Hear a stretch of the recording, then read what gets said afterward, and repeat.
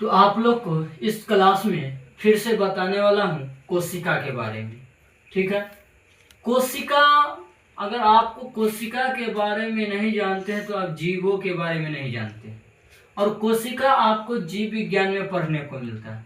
जीव विज्ञान में काहे कि आपको पिछले क्लास में बताया गया था विज्ञान के बारे में। विज्ञान 3 वर्गों में बांटा जाता है, भौतिक विज्ञान, जीव विज्ञान और रसायन विज्ञान। ठीक है, तो वैसे जीव विज्ञान में सबसे खास चैप्टर है कोशिका। काहे कि ये कोशिका आप लोग को जो है 6 क्लास से लेकर 10 क्लास या इंटर तक आप लोग को ये काम करेगा। ठीक है, ये कोशिका आपको इतने क्लासों तक आप लोग को काम करता है। बहुत भीविया इसको याद रखिएगा, ये जीवन भर काम करता है। 10 क्लास का जीवन भर काम करता है। तो सबसे पहले हम कोशिका के बारे में जानेंगे, ये कोशिका होता क्या है। एक बात जानो, जब कोई जीवों का उत्पत्ति होता है तो जीवों की उत्पत्ति होने से पहले कोशिका का ही निर्माण होता है। ठीक है, जीवों की उत्पत्ति होने से पहले किसका निर्माण होता है? कोशिका का ही निर्माण होता है।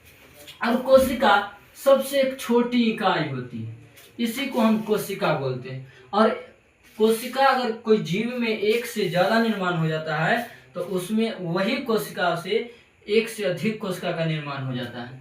तो सबसे पहले हम जानेंगे कोशिका के बारे में। तो कोशिका होता है जीवन की, कोशिका जीवन की आधारभूत, ठीक है, कोशिका जीवन की आधारभूत संरचनात्मक एवं क्रियात्मक इकाई। कोशिका जीवन की आधारभूत संरचनात्मक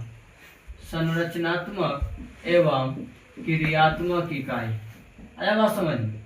यही आपको अगर ये बात याद रहेगा ना तो आप जीवों के बारे में जान जाएंगे। क्रियात्मक इकाई, ठीक है, इकाई। अब देखो, अब इसमें कहिएगा सर जी संरचनात्मक एवं क्रियात्मक होता क्या? तो संरचना कहेगा जब कोई जीव की उत्पत्ति होती है उसकी ढांचा, जीवों की उत्पत्ति होती है उसकी ढांचा, उसी को संरचना कहते हैं। और जब कोई जीव छोटा से बड़ा होता है, जब कोई जीव छोटा से बड़ा होता है उसी को हम कहते हैं क्रियात्मक। जब कोई जीव छोटा से बड़ा होता है तो कोशिका के कारण ही होता है। कोशिका में वृद्धि होती है जिससे जीवों में वृद्धि होती है। अब हम जानते हैं जो कोशिका को जीवों में सबसे पहले लुवेनहॉक ने देखा था। कोशिका को अगर किसी जीव में कोशिका आया कहाँ से, इसको देखने का काम ल्यूवेनहॉक ने